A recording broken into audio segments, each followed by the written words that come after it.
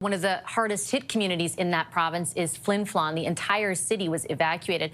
More than 6,000 people when you count the area just outside the city as well as the city proper. George Fontaine is the mayor of Flin Flon. Hi, Mayor. Thank you so much for making the time for this conversation. I appreciate it. Oh, you're very welcome. What is the latest that you can share with Canadians watching right now about what is happening in and around Flin Flon?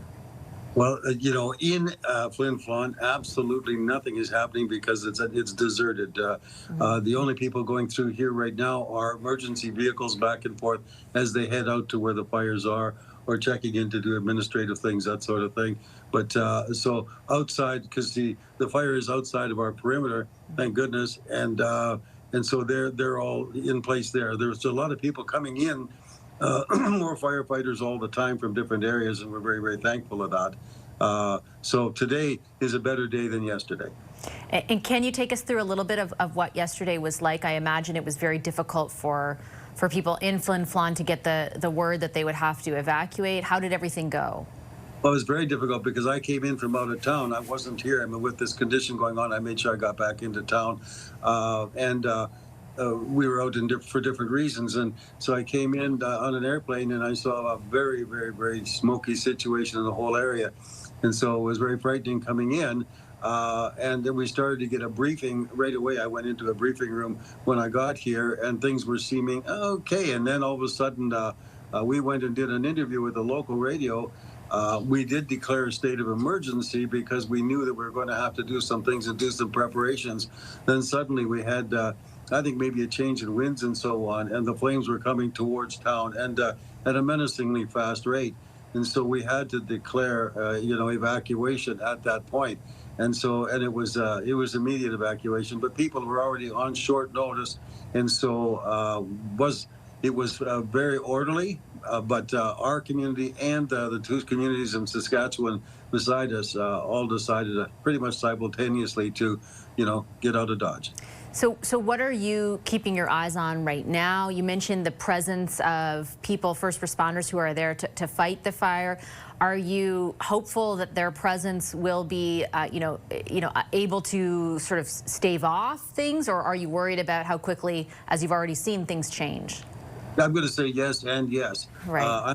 I'm hopeful, but I am very worried because yesterday when I was coming back from the radio to the city hall, the flames were very apparent. They were less than half a kilometer from the highway that I was on.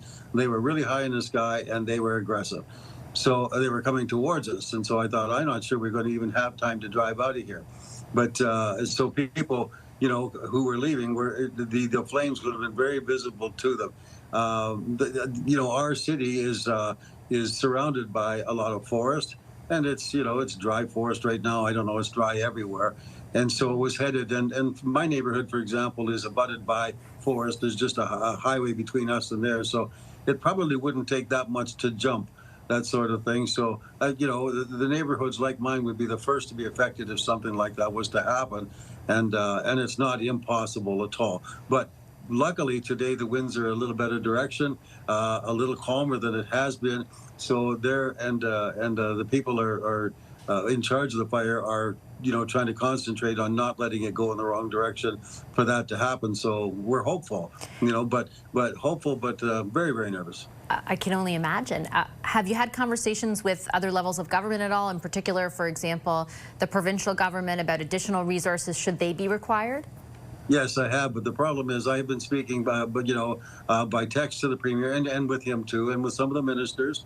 I've also been speaking with our new minister in the federal government, and they've all promised me that they're going to try to get whatever resources they can here as quickly as they can. But you got to remember that half of Manitoba is burning right now, and down the Whiteshell, all that sort of thing. So we know that the resources are very limited. So we're trying to work with whatever we can get, and that's a bit of the problem. I bet. Mayor, thank you so much for making time during what is, I can only imagine, a very stressful time for you and whomever is still there. Thank you very much. We're thinking of all of you. I'd just like to take this opportunity to thank the people, south of us, the Paw and Winnipeg and so on, who've been making accommodations for our people to travel through and to stay. So I really appreciate that. All right, noted. And like I said, we're certainly thinking of all of you. We're hoping for the very best outcome. Thank you, sir. Thank you. Nice to meet you. You too.